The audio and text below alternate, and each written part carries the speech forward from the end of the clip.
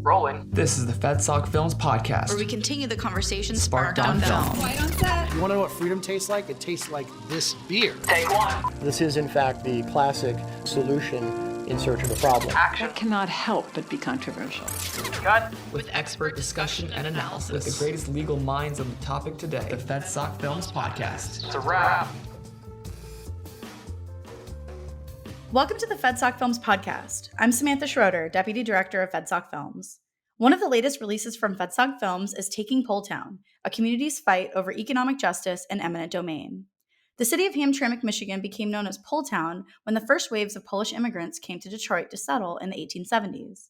But by 1981, the residents of Poletown were legally forced to relocate by General Motors and the cities of Detroit and Hamtramck, which claimed eminent domain in order to make way for a new automobile plant. Taking Poleotown showcases the battle waged by the residents of Poletown to stop GM and the city of Detroit while using eminent domain to take Poletown and lose this historic community forever. Today on the FedSoc Films Podcast, we have Tim Hedberg, director and producer of Taking Poleotown. Tim is a bilingual filmmaker, entrepreneur, and all-around media maverick who co-founded Motivo Media and heads up their Seattle office. Tim has been a visiting professor at Universidad Francisco Marroquin's Film School in Guatemala City and speaks regularly at conferences and events around the world. Also on today's podcast, we have Matt Wood, director of FedSoc Films, where he leads a talented team of filmmakers to make compelling stories about important legal, historical, and policy-driven issues. Matt was also an executive producer and one of the writers of Taking Poleotown, and he also co-hosts the FedSoc Films Podcast. Welcome to the FedSoc Films Podcast, Tim, and welcome back, Matt. Thank you so much. It's really exciting to be here. And indeed, thank you, Samantha. Thanks for having me back on.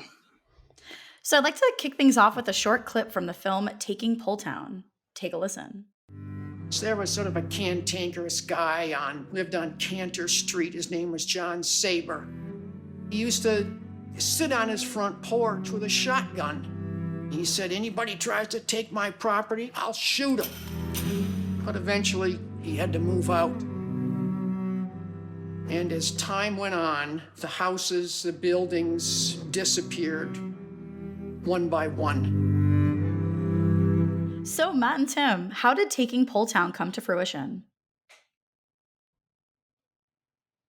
Well, I'll kick that off because it started on the FedSoc film side of things before it got into the hands of Tim and his team. And it ultimately started a couple years back when news came that the plant that was built where the previously mentioned Poletown used to be, where that neighborhood used to be, it was announced in, I think, either 2018 or 2019 that GM was going to be closing that plant down. And so that brought this issue back into the public sphere. This happened all in the 1980s, around 1980. And the clip that you just heard was one of the characters in the film, Bruce, who's a photographer.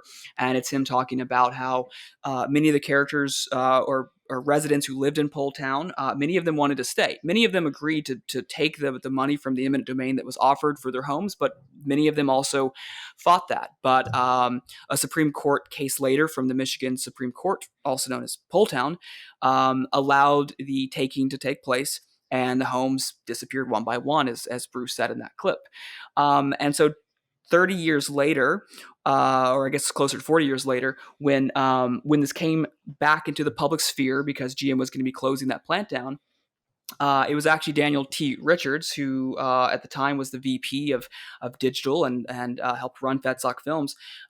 He originally pitched this idea of, well, let's take a look at this case from history when eminent domain was used.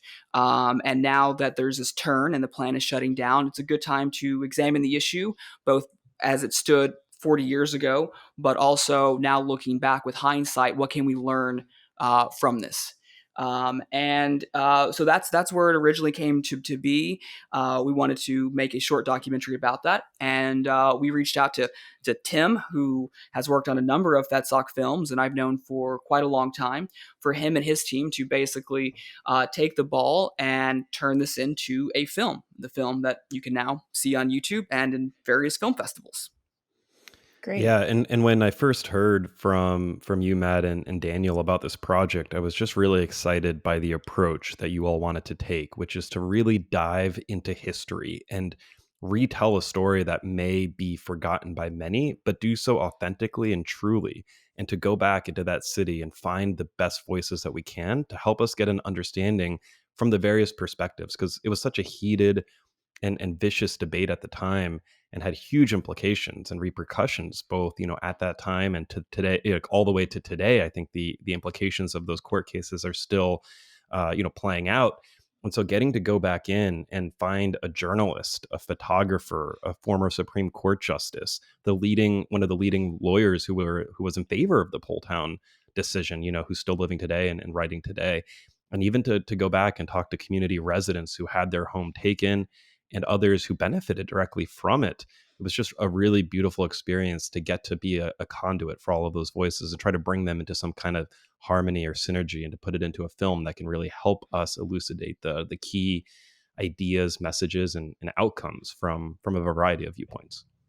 Yeah, and you guys did such a fantastic job of finding those characters that you just mentioned. You could have interviewed many other people for the film, but you managed to find, I would say, close to the perfect cast of experts and characters to represent what happened during the time, but who can talk about it now. I mean, and we'll probably get into that in this podcast, but that was, I think, one of the most special things about this film was the people you were able to find and have featured in the film. I think that's really what brought this whole thing to being such a good film. I couldn't agree more, and I'm just very grateful that the people featured in the film chose to give us their trust and to allow us to interview them and tell their story. And as you mentioned, it really is a magical group of people who together, their voices really do create, I think, a very balanced, harmonious, yet still distinct and an important discussion about the topic. And, as a documentary filmmaker, I really cherish each and every one of not only those people's appearances and their words, but the experience of sitting down to actually interview them, right?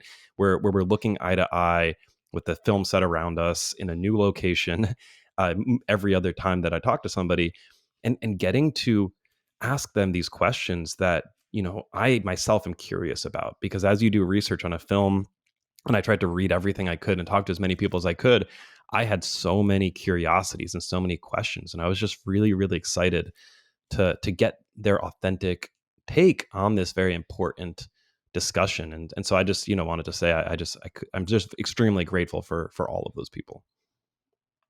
Tim, were there any surprises or delightful discoveries that you made in the process of making Poletown? Yeah, that's a great question. I would say that the entire process was full of discoveries and surprises.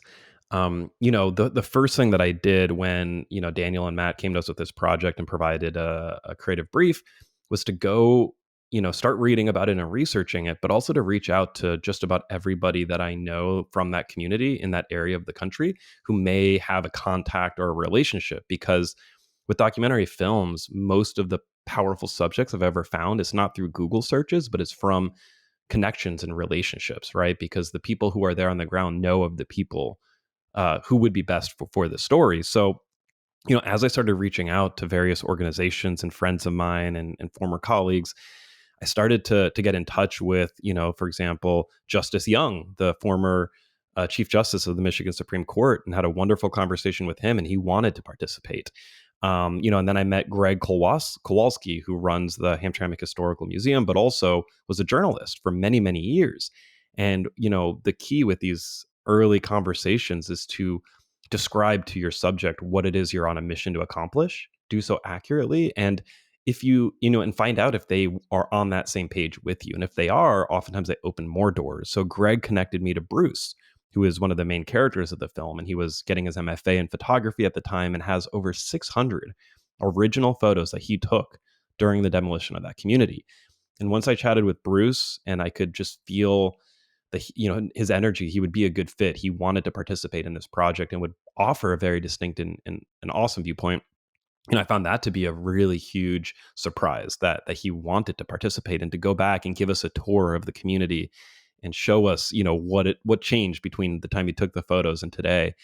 And then, there's so many other characters that, I discovered. But to your point, Samantha, many of those characters I actually didn't find until I actually got on the ground there. So I had maybe 3 or 4 characters lined up, but I knew flying into Detroit, I kind of had that little pit in your stomach where you're like, look, these are an amazing group of people, but I know that I needed more, and I needed a couple other voices, and I just trusted that we would find them. And sure enough, we did. A couple of those are Karen, the current mayor of Hamtramck. I didn't get an email back from her until I was actually on the ground in Detroit. And she agreed to have us come down to her shop that she runs in Hamtramck, a thrift shop, a consignment shop. And we got to interview her, and to have an active, mayor of the community that was, impacted by this to participate was really incredible. And then in addition to that, I didn't find our bar owner of Susie's until, we got on the ground, and I started walking myself into the various bars around that town just to ask, hey, does anybody here know about what happened in Poletown? And one of the first bars I walked into, the bartender said, yeah, I was a resident of Poletown. My family lived there, and we had to have our house taken. And, I chatted with him for a couple of minutes, and he said, hey, if you come back in an hour, I might be able to talk to you. So, we ran over there with our cameras and lights, and sure enough, he was there, and we were able to get an interview with him. And I thought that was one of the most important voices, which is the voice of somebody who had to move because of what occurred. And so just, throughout the whole journey, in addition to that, there were multiple people who sort of dropped out of the film once we arrived for random reasons. We were going to interview a Polish bakery, and for whatever reason, when we arrived, that was no longer a possibility. And so it really had to, this whole project, we had to be extremely flexible and take the surprises, both positive and negative as they come, and not allow it to affect our mood and our mindset, and to continue, persevering through all of the challenges and surprises to get to where we ended up, which is with this really, really incredible and powerful film. What were some of the obstacles or troubles you had during production on Taking Poleotown? Wow, yeah, there were a handful. One of the one example of an obstacle was finding a location to interview Bruce. And if you watch the film, you can tell that we're in a really old, but also full of character building. And, we worked with our production assistant to get permission to film there. And we had just started rolling cameras on Bruce's interview. We had set up lights, and about like 1 minute into the interview, a security guard comes up to us and shuts us down and says, you can't film here. You don't have the right permissions. This is actually a really expensive place to film. And we had to make a decision. And so I said, hey, do you mind if I talk to the building owner? I thought that we had the right permissions, but obviously some miscommunication occurred. So he took us down to the main office, and they quote me for an extremely large amount of money that we did not have available.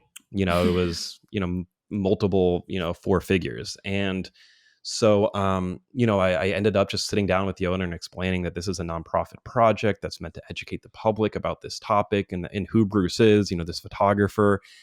And long story short, after explaining what it was that we're doing, and sending them over some additional documents, they ended up giving it to us at a very, very reasonable price that allowed us to continue and finish that interview. Wow. And that was a really important moment, because had we not been able to finish that would have potentially devastated the schedule, because we were on a very, very tight and compact schedule. So being able to just finish that interview, despite being an hour or two delayed at this point, really enabled us to continue on with the purposes that we had there. So that was, one obstacle. Another obstacle that a lot of other filmmakers will probably cringe as I tell this mini story was that we were flying in a director of photography from Los Angeles who we've worked with for quite a while, and who I really, I love his cinematography. So he agreed to come on for the project. And, he was going to arrive the night before our first day of production, which the very first thing we were filming upon his arrival was the Chief Justice, Justice Young's interview in the downtown courthouse. So, Ben has a connection in a city, I believe it was Colorado. And I get a text from him saying that his next flight had been canceled, and he was in Colorado, and it was now 9 p.m. and we needed to get him in that night in order to start the interview at 7 a.m. the next morning. So we try to start rebooking flights and finding another opportunity for him to fly in. And through, 2 to 3 hours of phone calls with every airline, we found one more flight that would get him in at 2 a.m. that night. So we hop on that flight. He gets in only to find out that his bags were not delivered. And when I say his bags, I mean Our cinema camera did not arrive. Our lights did not arrive. Our microphones that we were using to record audio did not arrive. It was just Ben without any of the gear. So Wow. here we are now. He arrives at 4 a.m. because we had to go pick him up without the gear. And in 3 hours, we're filming at the downtown Supreme Court building. Ben didn't even have a change of clothes with him because everything was in those bags. So, thankfully, Ben Wade, who was on the production with us, was able to identify a local production company, and we called them and got in touch with them, and they lent us some of the necessary gear. And then I had one of my cameras with me that, wasn't of the same quality, but good enough. And then, Ben Wade had a small DSLR with him. So we were able to put together the bare essentials necessary to film that interview. And that interview was done without a boom. It was just, 2 lav mics. And upon arriving to set and setting up, all of us now extremely tired, none of us had really slept that night. We didn't have the gear we expected. And, the audio wouldn't stop crackling the entire interview. Both lav mics were in his jacket and rubbing back and forth, and we didn't have the right audio gear. And we just had to continue, push through and realize, hey, we're going to do the very best we can. And we are talented enough and competent enough to fix this, in post, which is the worst thing you ever want to hear on a production, we'll fix it in post. But I think this is that exception where you recognize there is nothing more we can do right now.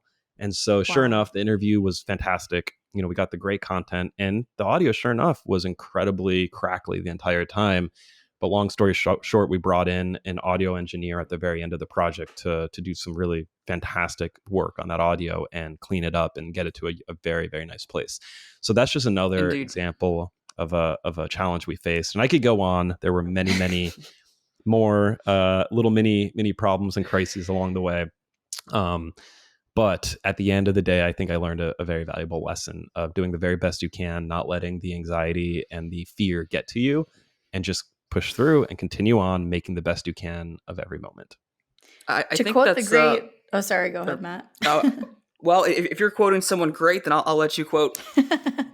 To quote the great archaeologist professor Indiana Jones, I don't know. I'm making this up as I go. How much of the documentary filmmaking process do you plan for pre-production, and how much of it is really just responding creatively to production challenges and just filming it as you go? Well, I mean, Matt, maybe that's something you can speak to, which is, starting out, providing a creative brief, both with some aesthetic guidelines, some pre-research on the topic. But it seems like, one thing that you all do very well on that front when working with companies like mine is to provide rails for us, a box, but allowing us to sort of fill in the colors of that and figure out the best way to do that. So maybe you could talk a little bit about the vision and the guiding principles before we started filming this. Yeah, absolutely. I have to say, every time you tell me more about the production, and you've told me a lot, I have more respect for you and for how this thing came together, because it really was one of those things where things were constantly going wrong. Yet when you came back from filming and you were telling me what you had gathered, we decided to increase the budget and increase the length and scope of the film. It was going to be like a 10-minute film. And you came back and told me how you got the photographer who was around at the time who photographed the whole thing. You got the Supreme Court justice who was on the Michigan Supreme Court that overturned the Poletown decision about 20 odd years later. And you got a law professor who was on the other side of the issue and all the other people. And so despite all the hiccups, you managed to get such an amazing set of content and characters that we wanted to throw more money at you and make it even a bigger film.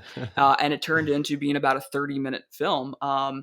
And I just think that you're absolutely right that you just have to work with what you're given. And while saying fix it in post is usually a terrible thing to say, it's there for a reason, which there are times like what you experienced. There's nothing else you can do. You just have to get that interview audio and you have to fix it in post. And you did fix it. I was actually very impressed with how that audio went from being fairly rough to being where you can't really notice that there was any issue with it. So, great job to whoever your audio guy is. And of course, you and your whole team.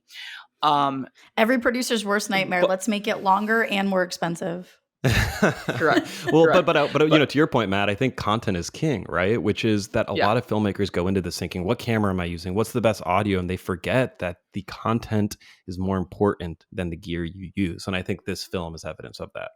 Indeed, indeed. But it still ended up looking great. And I guess a good thing is it's probably always good. So you were the director and a producer on set. You weren't the DP, but you still had enough equipment on you. So when everything else was against you, you could at least pull out whatever camera you had in a DSLR or whatever microphone you had and scramble to make it work. That's right. So as far as the documentary filming process and how much plan goes into it and how much of it is responding creatively. Yeah, we try to plan a lot with our documentaries, and I think that the more you plan, generally the better. Now that doesn't mean that everything is going to go to plan. It's obvious, and that sometimes not going to plan works out fine, or maybe even better because you were able to find all these great characters. But what we did was we had a story that we wanted to tell, which is about 40 years later, this plant that was expanded for GM and a whole neighborhood was lost in the process. That plant's shutting down. So let's take a look at eminent domain. So we came up with a creative brief, and that process was, well, here's a general idea of the questions that we want to talk about and the topics and what the angle might be. And part of what we also came up with was I put together a visual creative brief, which was, what should this look like? And I was thinking about, well, this is from the 80s. It's from the early 80s. And it's during this industrial time as Detroit is falling from its place where it was, where all these great cars were made, and it's now in economic despair, especially in the 80s. It was in a rough time. And so I thought about, well, what could our visual language of this be? And so it was maybe a mixture of two things. And one was sort of a general 80s aesthetic of thinking about like the cars from that time and the look, and an industrial look with lots of factories and some bold colors in there. But I also really thought about that whatever side of the issue people may have been on in this film, it was a tough time for people. And there was people who were living in tough conditions, and they were downtrodden. They were going to lose their homes. On the other side, people were fighting to have this factory because they wanted jobs. And so part of the idea around the lighting was, let's show this film in a way that has that feeling of people who are a bit downtrodden, who are kind of hard on their luck, and mix that with sort of a gritty industrial vibe that you might think of when you think of, car factories in the 80s, or just that culture in the 80s. So that was the original creative brief we came up with. It had some reference images and colors for what this could look like, with some ideas of how we could light the interview subjects. But it was maybe a one pager, maybe 2 pages. And then those may have been the guardrails or the guide rails that we gave to you. And then at that point, it was really, here's our general idea of what we're thinking, the look may be that would serve the story. And now you can take it and go run with it, which is what you did.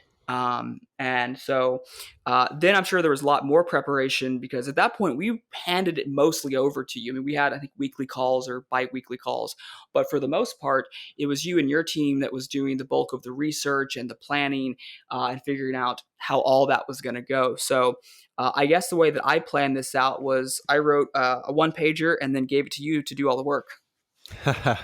Well, it was helpful. I do remember those conversations we had where we just determined more about the scope of the story. And I remember a conversation with you and Daniel where I think the film was originally going to be something like pre-Kilo, and it was going to, lead up maybe to the Kilo decision. Yeah. But we all decided that, hey, that might be too far of a story to tell. Let's just focus on these two cases, right? The Poletown case and then the Hathcock case, which preceded Kilo. And so narrowing the scope in on that was helpful. And then kind of as characters came up that I thought would be interesting, being able to discuss it with you all, provide question lists, get feedback. And, I ended up spending a lot of time actually reading the source supreme, the source court decisions and the law review articles, so that I had a good understanding of the law going into it as well. And I was just honestly fascinated with the minds of the people we'd get to talk to who disagreed on something like this, and try to draw out the heart of the disagreement and what is it that underlies their rationalizations their reasons, I guess, for how they decided this. So that was also a big part of it, was just making sure that I understood the law well enough to go interview some of these really great legal minds, but then also have the empathy for the various characters. And honestly, at the end of the whole story, I still really can understand both sides of this, right? Because a lot of people really needed those jobs, and they really needed the economic benefit of continuing the growth of a company. And the very interesting thing about this is it was cross ideological lines at the time. I mean, you had the mayor who appears in the film, through stock footage, Coleman Young, who was more of a socialist, wanting General Motors to stay and siding with some of the more industrial focused policy folks in the city. And then you had like Ralph Nader and the Green Party coming in to side with the community. And then there was also the role of the Archdiocese and the Catholic Church in the community. And there was some splits there as well. And so it was just a very interesting topic. And that always piques my interest when the dominant narrative of right versus left sort of breaks down and we find something that's more, dare I say, human, or dare I say, something that's more local and it doesn't easily fall into a specific category. So whenever we find those kinds of stories, I think that they're ripe for storytelling and for, creating dialogue around. Can I ask a question, Samantha?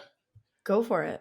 All right. So Tim, what do you find is challenging about working within our brand constraints? Because when we handed the project to you, it wasn't, hey, we have a certain position that we want to tell in this project. It was more of like, here's this interesting story, but we want to be able to tell both sides and give our audience some context, but not really be pro one side or the other.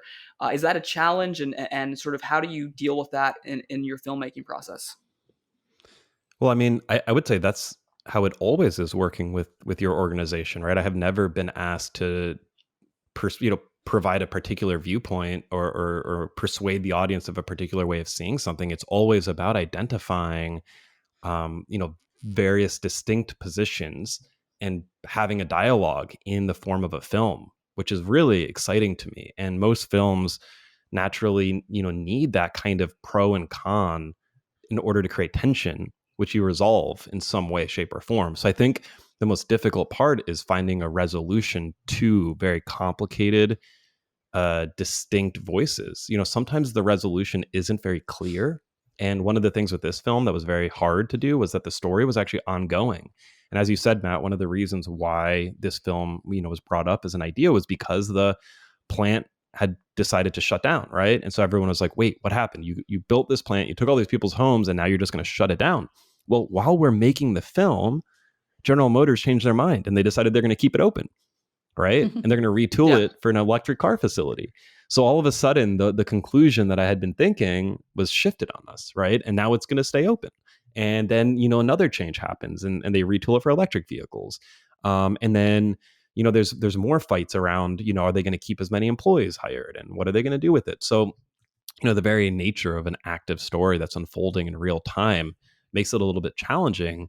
But in this case, I think what we do is we just tell the audience that, right? This is an ongoing story. And that in and of itself, I think is a very realistic conclusion because it allows us to be honest. And a lot of stories, I feel like, especially, films that I watch, anywhere, maybe even on Netflix, that they're forced into some kind of decisive conclusion in order for the audience to feel good about it. Where in reality, we live in a constant state of back and forth and resonance and contrast. And so I think that's the reality of life, and getting to make films that express that is something that aligns with me personally. So to answer your question, Matt, I actually really enjoy the constraints of these films. I think if I had to pick one other thing that can be challenging sometimes is making sure that the academic legal discussion is represented, right? Because sometimes I just want to spend the time with Bruce and tell his whole story or find the story characters. But it's really helpful to have that pushback and say, hey, look, let's also make sure that our audience is educated on the law and the legal arguments. And so trying to find a way to blend, more academic law with story can also be, challenging, but I enjoy the challenge. And again, that fits with my personality and my background of having studied in college, political science, philosophy, and economics. And that was my passion in college. So then coming out of college, I got very interested in filmmaking and telling stories and in aesthetics and in beauty and in art. And so it really does match up with who I am as a person, which is to want to tell very powerful stories, but still make sure that the story is grounded in and helps elucidate the implications of some of these more abstract ideas that oftentimes stay in the abstract and aren't brought down into the world, which is what I think story is really powerful at.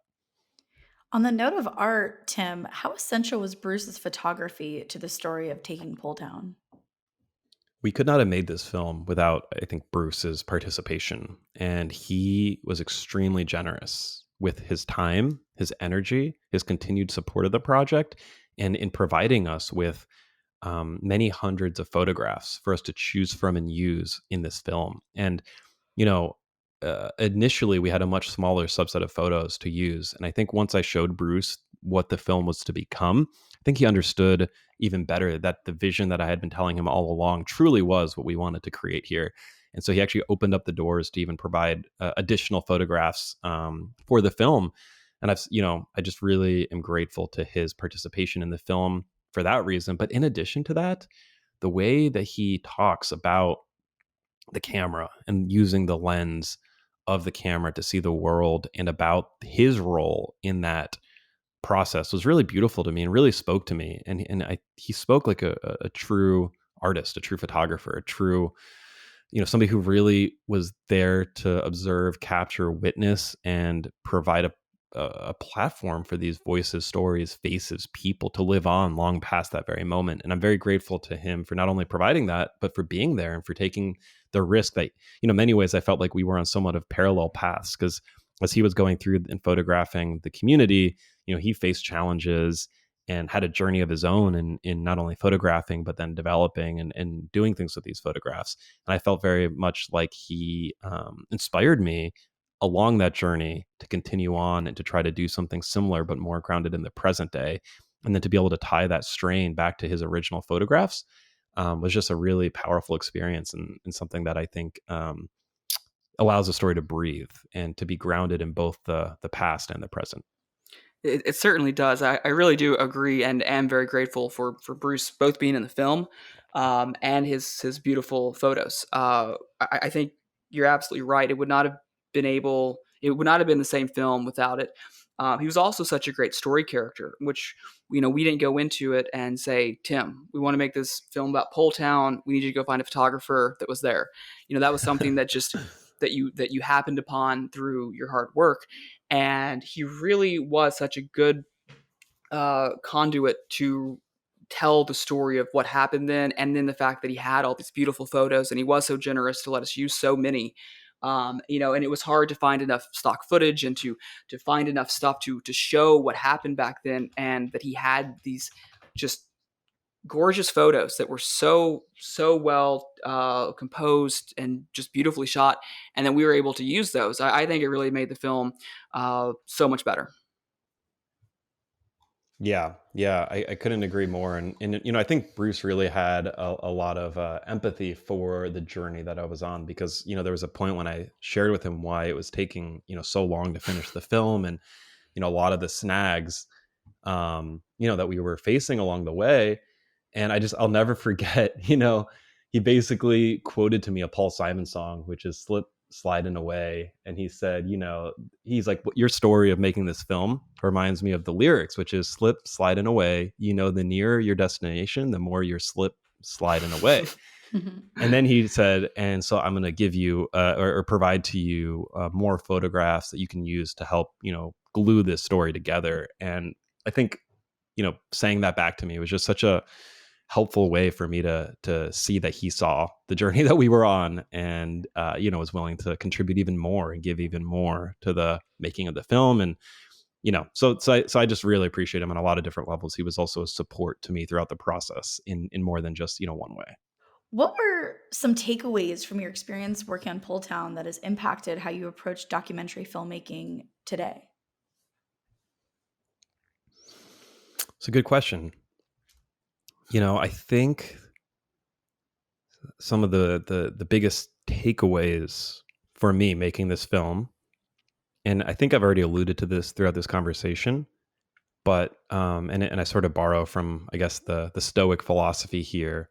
But Seneca says that man suffers more in his mind than in reality often, and so with each and every challenge, to take it as a challenge and to not allow the mind to make it worse than it has to be, and to handle it with the most presence and honest, just apply reason to the situation and move forward as best you can. You have limited number of option sets, take the best one and move on, and don't let fear get in the way of progress or success. So I think that's a big one, because time and time again, applying that allowed us to end up where we did, which is with a very powerful film that I think we're all very proud of, and one that is, both winning awards at film festivals and being shown in more and more locations all over the country. So that's something that's just really, really special. And I know Bruce is incredibly happy with it. But more than that, the community in Detroit, I've watched Facebook discussions erupt in forums of people watching the film, talking about it and connecting it to their own lives. So, I just am so glad that I was able to continue. I think that's one big lesson. I think another lesson is I learned, I almost feel like I got like a master's degree in film licensing and fair use, and in, archival research, for example. I spent a lot of time in the archives and identifying footage for storytelling. So I think, just learning how to go about that intelligently and properly is a huge takeaway for me. Another one is the value of the team.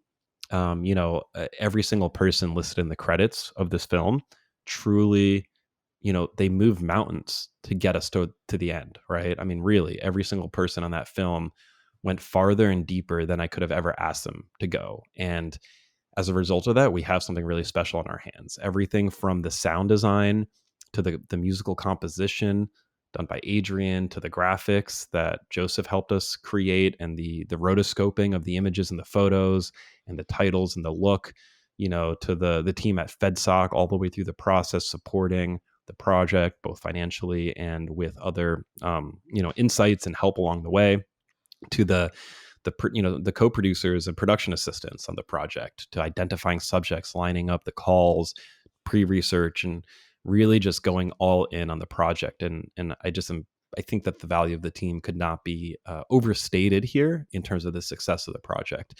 And I think a big takeaway for me as a director is recognizing that you need every person on a project to give their utmost to get something, to make something great. And going about that and how to do that, I think is one of the big lessons, which includes being honest, helping people see where you are, what you need, why you need it, but constantly painting this picture of the bigger vision and the impact that this can have from the very beginning.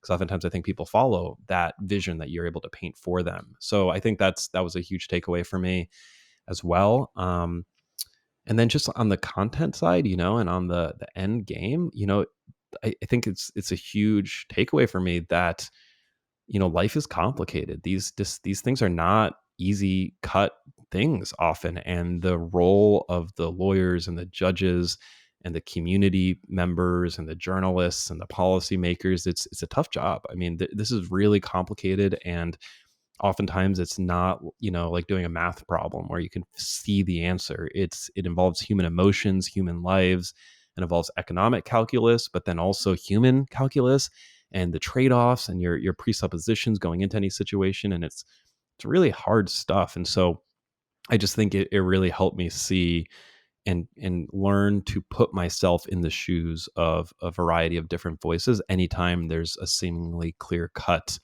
answer or solution to a pressing, like a current problem.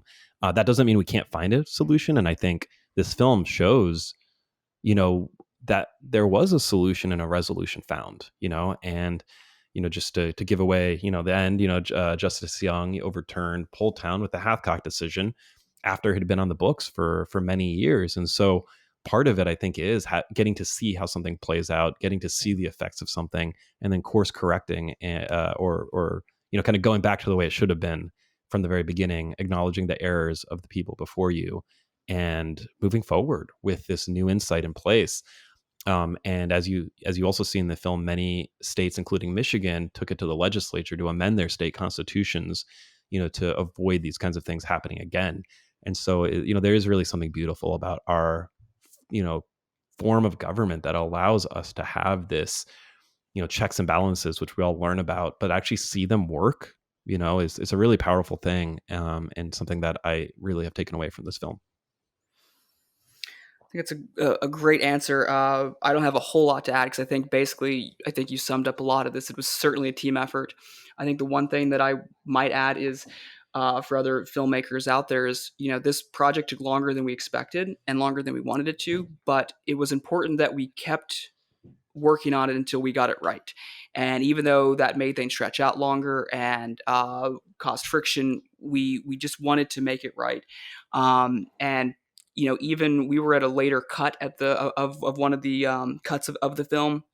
And one of the turning points, at least from something that I thought was, I showed the version to my wife, who's also a filmmaker and writer, and she had great ideas on how to fix some of the issues that we were struggling with. And so she played a huge role in getting the story to where it was. And Tim and his team kept working on this way past their contract, really, and just kept working on it until we had a final product. And his editing team did the same thing. So it really took a whole village to make this and to make it what it was. And I have so much appreciation for everyone who put so much time and effort into this. And what I'm really happy about is it's such a good film, at least from my perspective, but it's done great so far on the festival circuit. It won an award at Anthem Film Festival for excellence in filmmaking in the short documentary category. It just got accepted into the Better Cities Film Festival in Detroit. It was an honorable mention at the Richmond International Film Festival. And so we're all very proud of where this film came from and where it is now and where it's going. So big thanks to Tim and his team for seeing this through from the beginning to the end. It even moved a woman to tears. I saw that happen live. It did. That's right. It did. Yeah. I think many people have been moved to tears by this film. And even when I rewatch it, I get emotional every time. Yeah, and I think the photography is a great conduit for that. If you think of what, a big role of what filmmaking is to elicit emotion in audience members. And I think Bruce's photography was key in this, preservation of a moment in time in a community and really, sharing for posterity this emotional moment in one community's struggle to survive and eventually be demolished. Absolutely. Is there anything else either of you would like to add about the making of Taking Poleotown? Oh man, there's so much more I'd like to add, but I don't know if we'll have time to go through more of the process. But I do want to say I'm always open to conversations from other filmmakers who might hear this and have questions or want to watch the film. And my company Motivo Media is we're a documentary production company, and we do a lot of other work as well. So if you ever find yourself in need of production company to help bring a documentary to life, feel free to consider us. And we'd love to take on many more projects like this one to continue telling powerful stories that both capture the heart and engage the mind, which is what we consider to be our niche for documentary filmmaking. So, I'm just very much excited to continue this journey of making films about important subject matter and helping people understand the world a little bit more deeply. I would highly recommend reaching out to Tim and his company Motivo. They are great people to work with. They do fantastic work and are also just a nice set of people who do good work and are easy to work with and are always honest and fair people. So highly recommend them. I really appreciate that. Yeah, Thank absolutely. You, Matt. I really appreciate that. It's been great to work with you. And the only thing I would add is you can find Taking Poleotown on YouTube and FedSoc.org. And you could find it on other social media places and check out all of our FedSoc films that are on YouTube and our FedSoc website. We have dozens of short films and hundreds of short videos on all sorts of topics.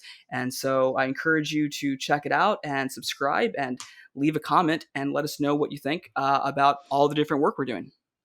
And Tim, where can we find Motivo's work? Check us out at www.motivo.me for media. So that's www.motivo.me, and check out our portfolio page where you'll see a selection of our work, read more about the team, and get a better idea of the kind of projects that we take on. So yeah, check us out there. We're also on Vimeo. We're on Facebook. We're on Instagram as well. So just search Motivo Media and you should see us popping up there. Our guests today were Tim Hedberg, director and producer of Taking Poleotown, and Matt Wood, director of FedSoc Films and executive producer of Taking Poleotown. Thanks so much, guys, for being on the FedSoc Films podcast today. It was really great to be here. Thank you, Samantha. Thank you, Tim. Thank you, Samantha. You can check out the film Taking Poleotown on YouTube, Facebook, or at fedsoc.org. That's FEDSOC.org. Thanks for listening, and don't forget to subscribe for more episodes of the FedSoc Films podcast. As always, the Federalist Society doesn't take any positions on the issues discussed. That's a wrap. This has been a FedSoc audio production.